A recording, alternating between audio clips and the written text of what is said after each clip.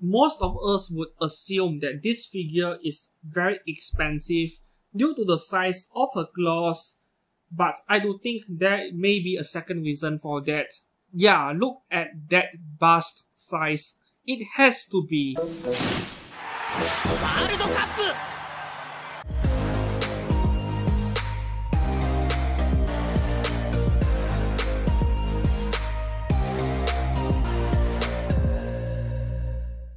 Hi and welcome back to Exkurane Blog and Photography. I'm Steven. Today's figure review is kind of a direct continuation of my previous video on the very same figure. That was an unboxing video which I decided to do because this is a very unique figure. So why not share with everyone the unboxing experience? Anyways, we are looking at Questque's 1/7 scale alter ego Passionlip from Fate Grand Order, or perhaps Fate Extella, depending on where you got to know her from. I myself am not very familiar with Fate Extella. FGO is where I got to know her, and apparently she is part of the Sakura 5 series. Well, whatever that is, I have read a bit of it in, well, Type Moon Wiki, but yeah, I'm still a bit confused by all those Fate Extella stuff. But anyways, she is 22 centimeters tall head height. That is normal for a 1/7 scale at sitting posture, but the width across is 40 centimeters. So you will need a lot of space on the shelf for her. And she cost an eye-watering 37,800 Japanese yen, about $300 US, and that is excluding shipping. Depending on where you live on this planet, you can expect to get hit by an average maybe 6,000 to over 20,000 Japanese yen in shipping costs. Also depending on the shipping method you choose, but she will cost a lot to ship. And you guys can check out this unboxing video up here on how massive the box is.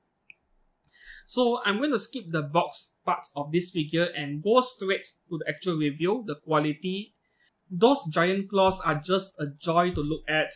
After assembling the figure, I was sitting there for several minutes just staring at this figure from the front, from behind, to appreciate the amount of details, and there is not a single blemish, scratch or fault on the paintwork. The face of the figure is also as accurate as it gets when you compare her to the original artwork, so no complaints from me. But if you were to ask me, are there any shortcomings on the sculpt of this figure, I can point out the top of her head, the outlines of her hair. I think it looks a bit unpolished. It can be better, but unfortunately this is something getting more common nowadays with many figures out there from other brands as well. But the main issue seems to be at the back of the figure here between her two hair strands. Yeah, somewhere over here. What you're looking at is definitely not normal. I suspect they are supposed to be glued together, but the glue came off. And seriously, this is not supposed to happen in such an expensive figure, but at the same time, I'm not even going to try to repair this by gluing it back myself, because once you make a very small mistake of applying excessive glue, you are going to ruin the entire paintwork, and I'm not going to take such a risk. Since this is not something you can see from the front of the figure, so yeah, very unfortunate, but I'm not taking that risk with this figure. Other than this hair strand problem on the back of the figure, everything else is fine. I love the claws so much, and there are no paint job related flaws anywhere to be found. As for the support of this figure, during my unboxing, I did complain about how there are no metal pegs, but when I think twice about how the figure was designed, I think the lack of metal pegs does actually make some sense, because since these two support stands, they are transparent, if you were to insert metal inside, it would just ruin the aesthetic for having something silver in color in the midst of an object which is supposed to be transparent. And that base of hers is a solid heavy chunk of acrylic, very thick acrylic, which is something very necessary for such a huge and heavy figure. One last thing is regarding her claws, which I have already mentioned in my unboxing video before this. Her claws are articulated but only at one joint and only on a single axis, so please do not try to twist her claws in any other directions.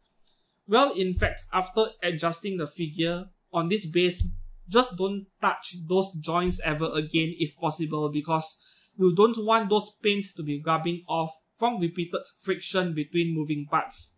As a conclusion, would I even recommend something like this to any FGO fan? And despite the issue I'm seeing with my copy of this figure at the back of her hair, is it recommended?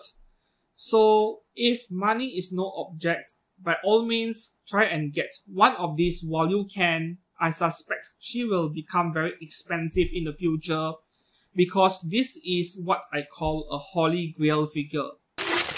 ネットでもめったに手に入らない超貴重なプレミアムコレクション。数々の人脈から裏ルートを紹介してもらい、やっと手に入れた一品。